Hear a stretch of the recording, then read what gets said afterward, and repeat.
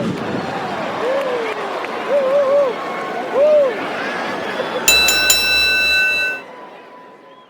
type of man, baby, I'm the man. I was just ready to be sorrow. I'm the man with the motion coast to coast. I'm the man with the power. Can you dig it? Check it out, baby.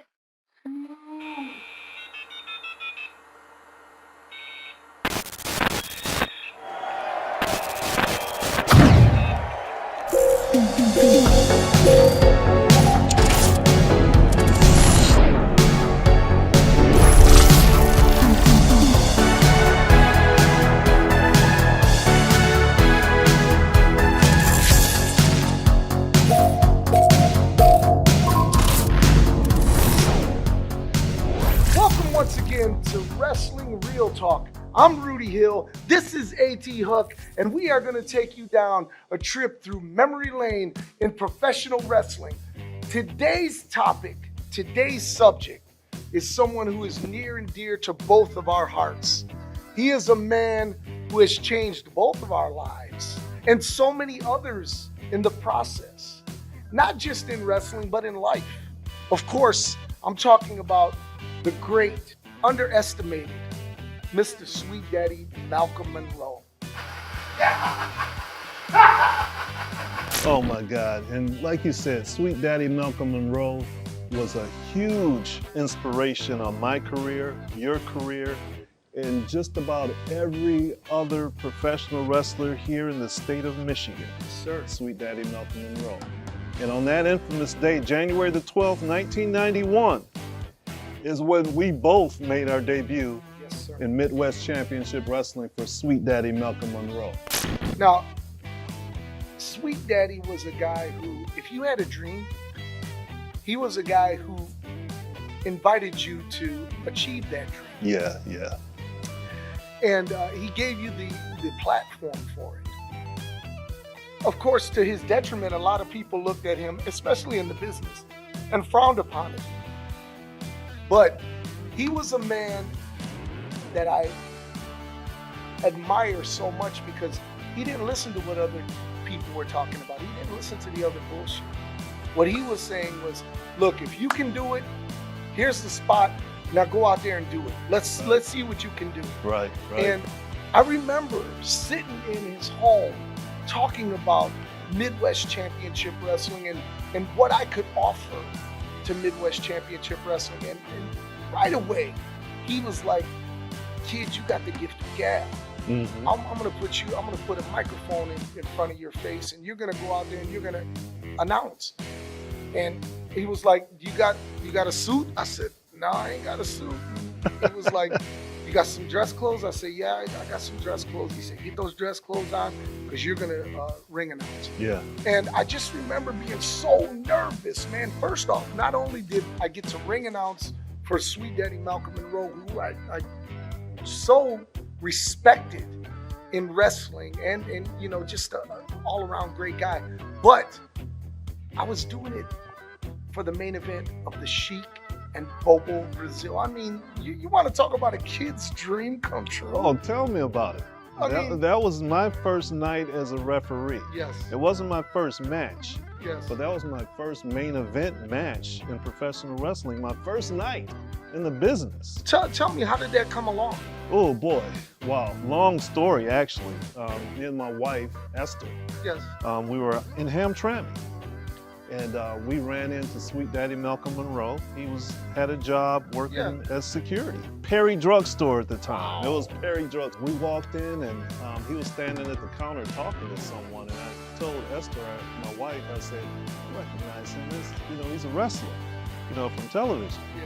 And she's like, oh, you should go and say something to him. And I was like, nah, I don't go up and ask for autographs and that type of thing. But she pushed me into going to say something to him. And of course, he said that he was not Sweet Daddy Malcolm Monroe. And when he said that, me being who I am, I was like, yes, you are, like that, and finally he, said, yeah. And, he gave me an ink pen that said Sweet Daddy Malcolm Monroe on it. Yeah, I remember Or those. Midwest Championship Wrestling, something like that. He gave me an ink pen, and I said thank you, and I went on about my way. Yeah. We didn't exchange phone numbers or anything like that. You know, I don't even know if I told him my name at that time. But then a few months later, I ran into him again at another Perry drugstore. He was being subcontracted. Yeah, he was Perry going all drugs. over. And we struck up a longer conversation at that point. We're actually out in the parking lot at this time. And then my buddy, Frantic Frank. Frank Young. Young. We had been talking about having our own wrestling television show. Okay. We didn't want to promote wrestling, have matches. We just wanted to show wrestling from all over the country. Oh, okay. And kind of like Joe Pedicino. Like Joe Pedicino. Yes. We wanted to show stuff from Puerto Rico and Japan. Yes. Because it was more hardcore. And I asked Malcolm, well, what would it take to put on a wrestling show? It was like, man, about $50,000. That sounds just like his answer. Oh my God. $50,000. And I was like, whoa, that's too expensive for me. Right. Wasn't long after that he called me up. And he said, after talking to you, I decided to start running shows again. You know, was that really the case? I don't know. Right. You know, if that's why or not. And he knew I had a printing shop, you know. And he asked me if I wanted to referee. And I'd never thought about refereeing. It wasn't even a blip on my radar about refereeing. And he said, the main event is the Sheik and Bobo Brazil, and I want you to referee it. And I was like, wow. I was like, whoa, okay.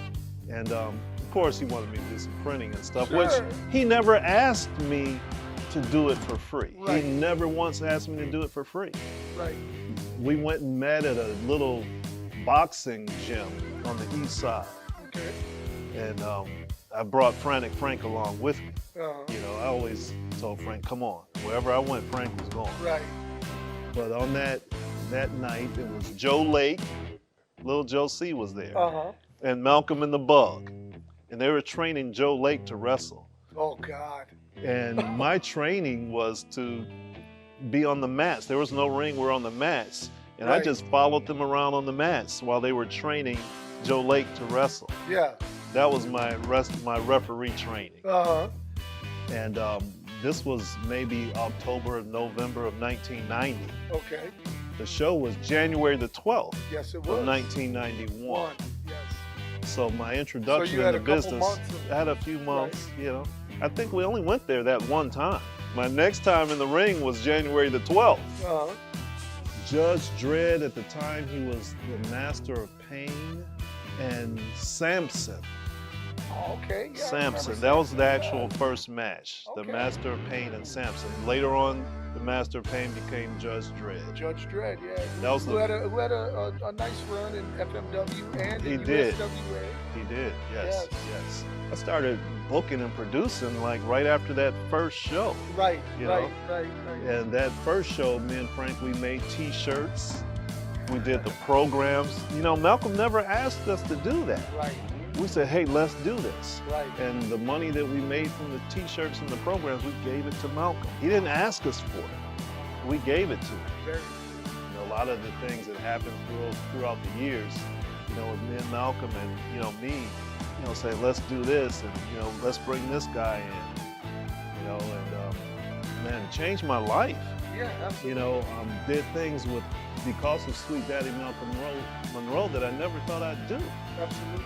You know, I only wanted to show tapes on television. That's what you wanted to do. And because of Malcolm Monroe taking a chance on me like he took a chance on you, I went all over the country. I was able to do ECW. I was able to do Impact. I was able to do NWA, Ring of Honor. Yes. All of that because of me meeting Sweet Daddy Malcolm Monroe. Then what are your early memories of Malcolm as a wrestler? It was in big time wrestling. You know, in the late 70s, you know, Malcolm was at that time just Malcolm Monroe. And I actually watched the match that circulates with Mark Lewin. I actually watched that when it was on television. Malcolm Monroe lays those heavy laces. And that was one of Malcolm's early matches. Yeah. You know, and he had a U.S. title match against Mark Lewin. And then later on, he changed and he started wearing the colorful wig. You know, kind of took his inspiration from Sweet Daddy Sheik. Yes, And he started wearing the furry boots, yes. that type of thing. And Malcolm was also imitated very early on in his career by Troy Alexander and Bubba Hawkins. Yes. They started wearing the furry boots Yes, they and did, imitating and the singlet, black with singlet. the black tights. And I was like, man, are these his brothers and sons or whatever? But yeah, Malcolm, you know, had a good run, you know, with the Sheik in the late 70s, you know, Cobo, and down in West Virginia. Malcolm wrestled Andre the Giant, Harley Race, you know, the Sheik, George the Animal Steel, Luis Martinez, of course, Mark Lewin, and the list goes on. With Sweet Daddy being a promoter in Detroit, he started with Midwest Championship. Yes. Then that evolved into, dare I say, Insane Championship Wrestling. Okay. And tell me about that, because I know you were real instrumental. Yeah, that kind of was an inspiration from me and Frank early on. You know, because when in Midwest Championship Wrestling, we wanted to really get hardcore. You know, because that's how we started our thinking in wrestling. And I think that third show in March of '91 got a little chaotic. Yeah. And Malcolm got a little mad at me and Frank. You know, table was broken, and we were doing interviews impromptu without really asking him, you know, which we should have. Right. You know, it was his promotion, but we got a little beyond ourselves. Malcolm called me up one night and told me that he wanted to start a new promotion, and he really didn't know what he wanted to call it. Right. You know, he kept saying out cold wrestling. You know, it's insane, you know, and he wanted me to do a flyer, and I was like, Malcolm, what's the name of the promotion? He was like, Out Cold is Insane Championship Wrestling, and it was just kind of all over, all over the place. So I laid out the first flyer, and I had Out Cold Wrestling on it, and I had Insane Championship Wrestling at the top. Yeah. And by the next show, I just dropped the Out Cold part. On my own, I just dropped it, and I just made an Insane Championship Wrestling. Let's discuss some of the talent that came through Insane Championship Wrestling, including Bruiser Bedlam. Yes. You had the first time that anyone in the area ever had seen a Madman Pondo, Ian Rotten. Yeah. I mean, and this was where it was ultra hardcore, which was never seen in Midwest at all. No. Tell us about that. Well, Madman Pondo actually started in Midwest Territorial here first. Got to give them credit where credit is due. Yeah. But some of the guys that came in, Edge and Christian, he wasn't Edge at the time, Sexton Hardcastle. But they started in Midwest. And the first Insane Championship Wrestling show, they weren't on it. Oh, okay. You know, that wasn't really their style. Right. You know? And man, Rick Matrix and Tex Monroe. And kind of changed their names up a little bit because before that he was just Rick Matrix. Yeah. But Malcolm changed him to Psycho Rick. Yeah. And added on the Dirty TX. Dirty TX. To Tex Monroe. Yeah, Hector Hatchet and the Sewer Dweller, who we know, ICP. Insane Clown. You know, they were a part of it. Man, so many guys came into Insane Championship Wrestling, man, and by the end of the night on those shows, you know, there were broken tables and all kind of wood and glass all stacked up. You know, we got a little crazy. You know, it was really the first hardcore promotion here in the state of Michigan. It's true. You know, we had the first thumbtack match. It was an impromptu. Ian Rotten and Madman Pondo. You know, it wasn't booked as a thumbtack match, but they brought out thumbtacks and used them during the match. So Malcolm, being the traditionalist that he was, what were his real thoughts on the evolution of what the wrestling business was going on at that time?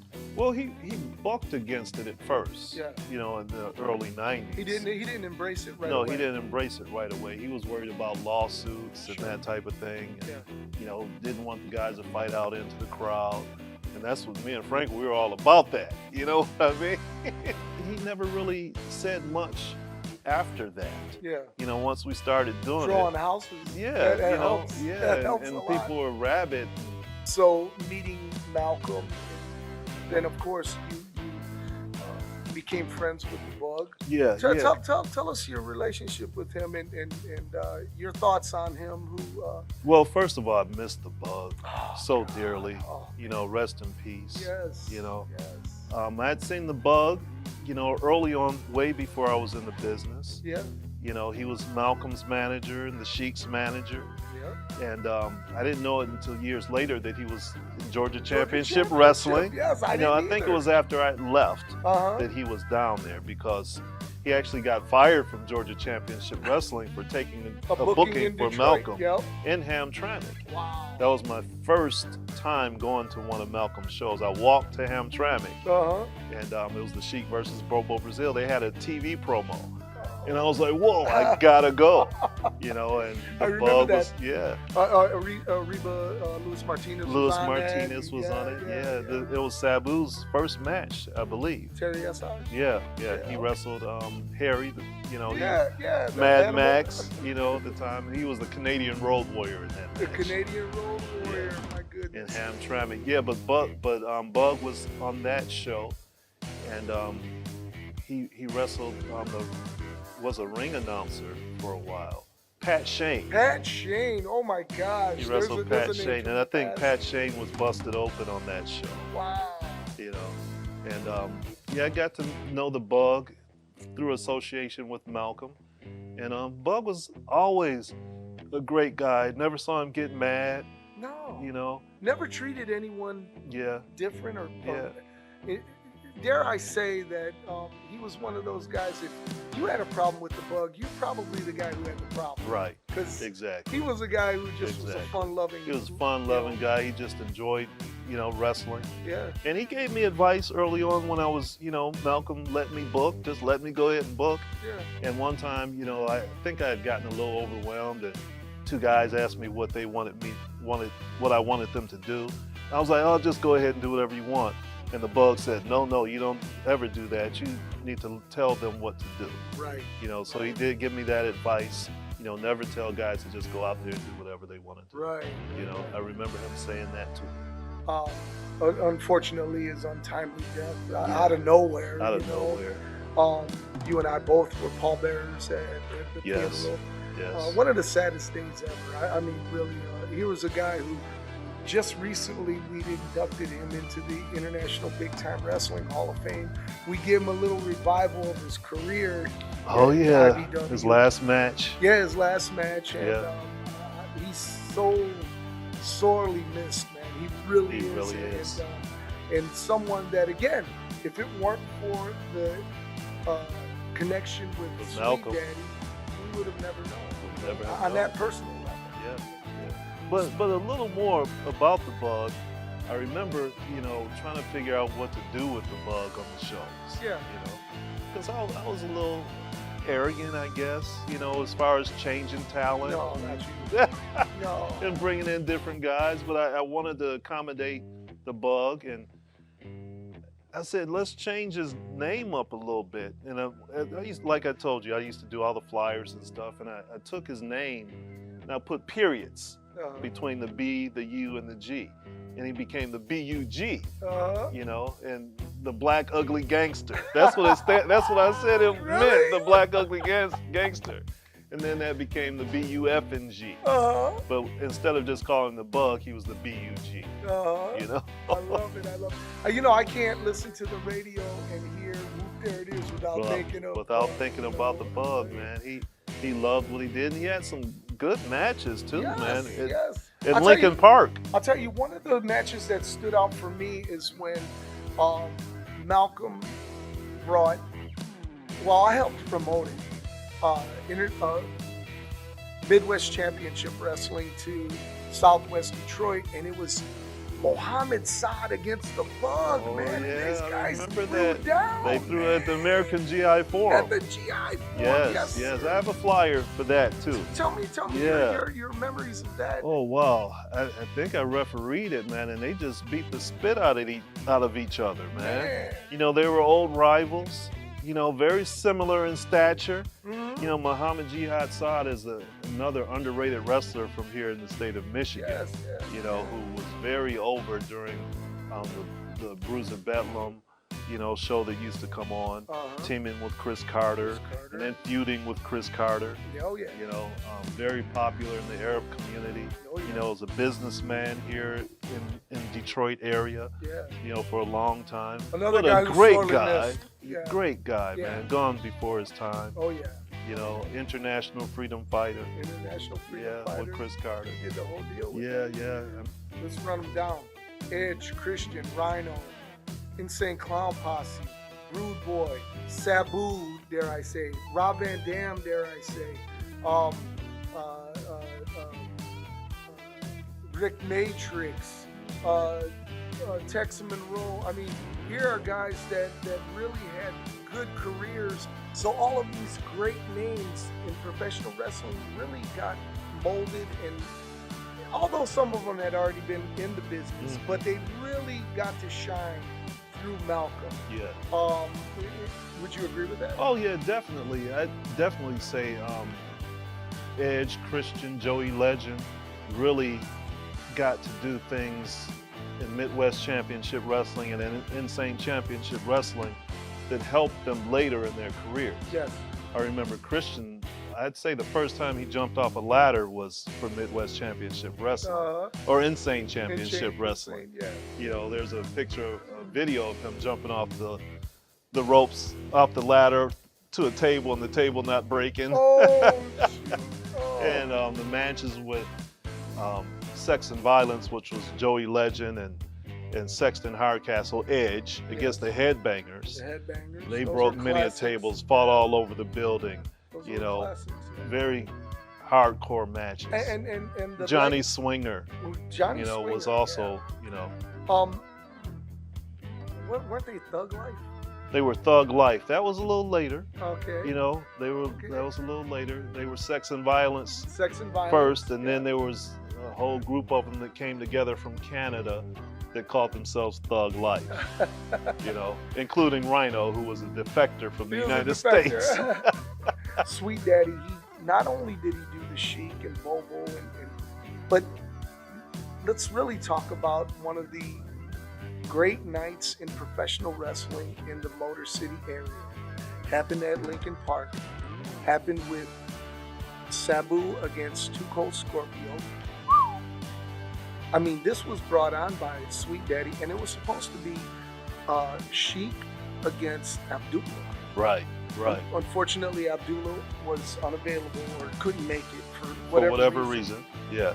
Whatever reason, it didn't diminish the fact that Sweet Daddy, as the promoter, as a guy who really wasn't booked to do anything other than run the show, put on the tights, went out there and did his business. He stepped in and took Abdullah the Butcher's place. Yes. And from accounts, and I don't know 100%, but I think that was the Sheik's last match in the United States. Yeah. Was against Sweet Daddy at Lincoln Park. He wasn't afraid to bring in a Butch Reed. He wasn't afraid to bring in a Junkyard Dog. He wasn't afraid to bring in names that everyone knew as household. Yeah, he did. Mr. Hughes, Greg the Hammer Valentine. Yes. Like you said, Butch Reed, the Junkyard Dog. When Malcolm passed, what were the things that Malcolm left on your life? Not just in wrestling, but as a human being. Because much like yourself, I considered Malcolm a father figure. He would always try to get me on the straight and narrow, even though I was a wild kid from Southwest Detroit. Yeah. And I thought I knew it all, as we all did. Malcolm changed my life. Up until that point, I really didn't have a whole lot of direction. I was working, we had the family business, but that's all I was really doing.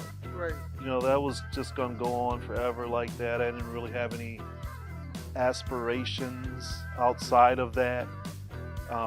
Malcolm opened up a whole new world to me that I had no intention on being a part of. Right. Me and Frank, we were just BSing, Right. For the most part. Right. We didn't have any path Right. into wrestling. During that time, you had to kind of know somebody. Sure. But because of Malcolm, like I said, I've traveled all over, met so many different people, met you. and ICP and Terry Funk, Dusty Rhodes.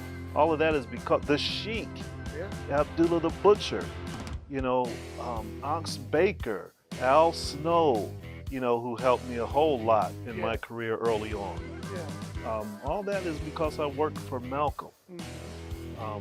And rest in peace, I sat there with DBA in Malcolm's final moments, when they, pulled, so to speak, pulled the plug on him. And that was something I always remember. Always remember. And I hate the fact, and I'm honest and upfront with everything, we weren't on the best terms. At the end of his life. We weren't really talking. And but I was right there at the end for him because I loved Malcolm. I loved it. I remember Miss Irene called me and she said, you may want to come up to the hospital to Henry Ford. Right. Because this might be the, I didn't want to believe it, but I went. And I knew I was saying goodbye, and it sucked, but I was happy that I was able to tell him thank you, even though he wasn't conscious. But I wanted to tell him I thank you, and I gave him a kiss, and I told him I love him, and he'll forever be in my heart. And I love that we have a platform right here where we can honor someone where, like, everyone, especially the up and coming wrestling fans, need to know the foundation of where most of their heroes have come from. A lot of the workers today would not be able to do what they are doing right now if it wasn't for Sweet Daddy Malcolm Monroe. Right, absolutely. And the Sheik. Absolutely. There would be no Malcolm Monroe without the Sheik. That's right. But Malcolm Monroe, from the late 70s to the 80s to the 90s into the 2000s, laid the groundwork and made a place for wrestlers to work, for you and I to do what we've done. But he's left 2 more generations, maybe 3. Possibly 3. DBA, who's done so much in professional wrestling here in the state of Michigan. And now DBA's son, MM3, is one of the best wrestlers in the world. Bar none, he is one of the best wrestlers in the world, and he should be on a main stage somewhere. Absolutely. And now Caden Monroe, DBA's other son, is wrestling. So the Monroes will go on for a long time. That's a dynasty it's the Monroe dynasty. It's never going to stop. And that's the beauty of Sweet Daddy, and I know he'd be proud. I know he would be proud. And like I said, it's great that we got to do this today. But let me ask you this, like I always do on all of our episodes, your final words about the Sweet Daddy. Ooh, man, if I had a father figure in professional wrestling, it would be Sweet Daddy Malcolm Monroe. He would be my father figure. Well, there you have it. We've brought you this very special edition of Wrestling Real Talk. This has been A.T. Huck. I'm Rudy Hill, Rude Boy. We'll catch you next time.